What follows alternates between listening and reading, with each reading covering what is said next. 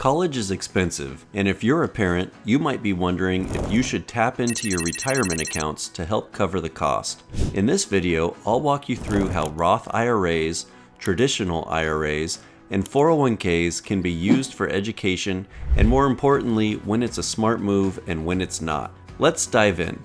Before we get into the details, here's a quick reality check. College tuition is soaring, up 169% since 1980.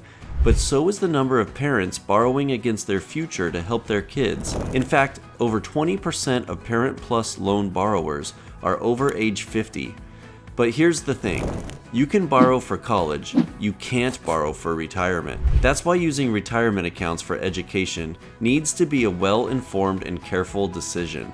Let's start with the Roth IRA, because it's actually one of the most flexible retirement accounts for education. If you absolutely need to use a retirement account for education expenses, Roth IRAs offer the most flexibility with the least damage to your future. Here's how it works. You can always withdraw your contributions, tax and penalty free at any time for any reason, including education. If you use your Roth IRA for qualified education expenses, you can also withdraw earnings without the usual 10% early withdrawal penalty. However, those earnings will still be taxed as ordinary income if you're under 59.5. Here's an example. If you contributed $20,000 to your Roth IRA over time and earned $5,000 in the account, your total balance available would be $25,000. You can take out the $20,000 anytime.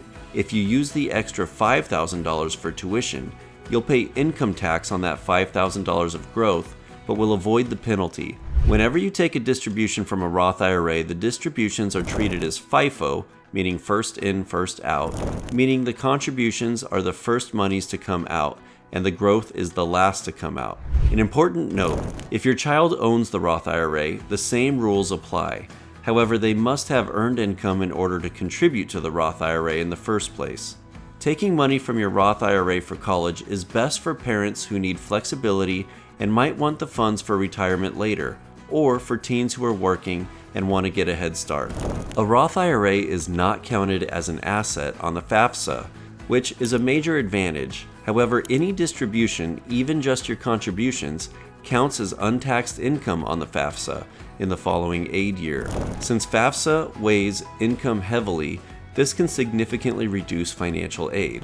The best strategy for the FAFSA for your Roth IRA is to use Roth IRA funds only after your child's final FAFSA is submitted, which is typically the fall of their junior year. This avoids triggering a reduction in aid. Roth IRAs are best treated as a flexible backup, not a primary college fund. Next, let's talk about early college distributions from your traditional IRA. Yes, you can use this account for college expenses too, but the rules are different. The good news is that the 10% early withdrawal penalty is waived if the money is used for qualified higher education expenses. This is for you, your spouse, kids, or grandkids. Like Roth IRAs, traditional IRAs are not considered FAFSA assets. But here's the catch. You'll still owe ordinary income tax on the entire withdrawal, and the withdrawal will count as income on the FAFSA 2 years later, which can reduce your child's financial aid eligibility. Taking from your traditional IRA is best for parents who have limited savings and no other education-specific accounts. Still, this should be a last resort because you're reducing your future retirement income and increasing your current tax bill. If you must use a traditional IRA, do it after other education-specific savings are depleted and ideally after the FAFSA is done. Now, what about 401ks? Technically, yes, you can use them, but it's rarely a good idea. There are two ways you can use your 401k. The first option is that you may be able to do it as a hardship distribution if your plan allows for this as an education expense. If it allows, you'll owe income tax on the distribution, and sometimes the 10% penalty still applies depending on your age and plan. The second option is if you take the distribution as a 401k loan. If your plan allows for this, and if it does, you can borrow up to $50,000 or 50% of your vested account balance, whichever is lower, and you'll repay the loan with interest, but the interest is paid to yourself. If you leave your job before it's repaid, the outstanding balance becomes a taxable distribution and potentially subject to the penalties. The downside in using your 401k is that these withdrawals or loans can hurt your long-term savings, reduce your compound growth, and count as income for FAFSA,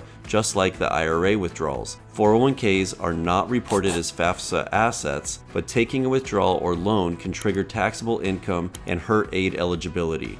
Avoid using your 401k funds for education unless it's a genuine financial emergency. Tapping your retirement puts your long-term financial stability at serious risk and impacts both taxes and aid. Taking from your 401k is best for emergency situations only, and use this if you have no other options. Here's the bottom line. Whenever possible, use 529 plans, which offer tax-free growth and have a low FAFSA impact, your cash savings, and/or student aid and scholarships. Remember, your child has more time to pay off college than you do to rebuild retirement. If you absolutely have to use your retirement account for college expenses, the recommended order of asset distribution for FAFSA friendliness is this. First, use scholarships, then your 529 plan, which offers tax-free growth and has a low FAFSA impact, then your cash savings and student aid if available. Next, if you need to, you should consider your Roth IRA, preferably only after FAFSA is no longer being filed. Next, you can use your traditional IRA only in urgent last resort scenarios. Then finally, avoid using your 401k if at all possible. If you found this video helpful, give the video a like and subscribe for more clear, concise financial advice. And if you're wondering what's the best way for your family to save for college or rebuild your retirement, I'd love to help. Schedule a consultation using my website at nickweberwealth.com. Thanks for watching, and here's to smart planning for both your future and theirs.